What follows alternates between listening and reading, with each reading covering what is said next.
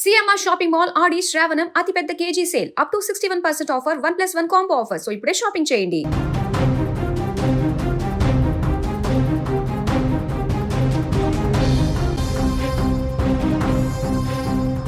మనం ఇంట్లో కూర్చొని ఒక క్లిక్ చేస్తే చాలు నిత్యవసరాల నుంచి ప్రమాదకరమైన వస్తువుల వరకు అన్నీ ఇంటి గుమ్మానికే వచ్చేస్తున్నాయి. కానీ ఆ సౌకర్యమే ఇప్పుడు ఒక ప్రాణాన్ని బలిగొన్నంత ప్రమాదంలో మారుతుంది. ఆన్లైన్ ఈ-కామర్స్ దిగ్గజాలు అమెజాన్, స్విగ్గీ, బిగ్ బాస్కెట్ల పైన కర్ణాటక ప్రభుత్వం సంచలన నిర్ణయం తీసుకుంది. ఏకంగా ఆ సంస్థల సర్వీసులపైన వేటు వేస్తూ ప్రభుత్వమే రంగంలోకి దిగింది.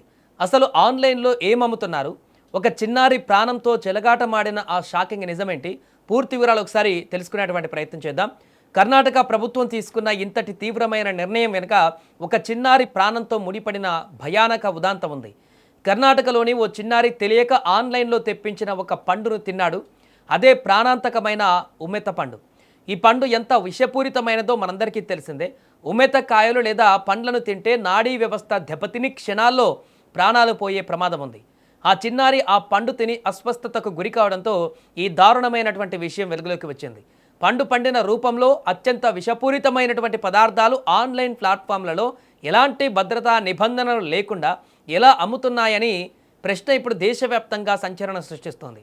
ఈ ఘటనపైన తీవ్రంగా స్పందించిన కర్ణాటక ప్రభుత్వం మరియు ఫుడ్ సేఫ్టీ అధికారులు వెంటనే రంగంలోకి దిగారు. అమెజాన్, స్విగ్గీ, బిగ్ బాస్కెట్ వంటి దిగ్గజ ఈ-కామర్స్, క్విక్ కామర్స్ సంస్థలకు నోటీసులు జారీ చేసి వివరణ కోరారు. అయితే ఆ సంస్థలు ఇచ్చిన వివరణతో అధికారులు ఏమాత్రం కూడా సంతృప్తి చెందలేదు.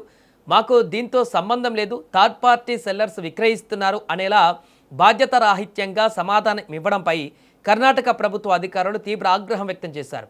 ప్రజల ప్రాణాలతో చెలగాటమాడితే ఊరుకునేది లేదంటూ కూడా తేల్చి చెప్పారు.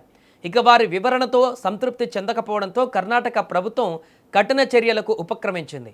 భద్రతా నిబంధనలను గాలికి వదిలేసి ప్రజల ప్రాణాలను ప్రమాదంలోకి నెడుతున్న ఈ ఆన్లైన్ సంస్థలపైన కఠిన వేటు వేసింది.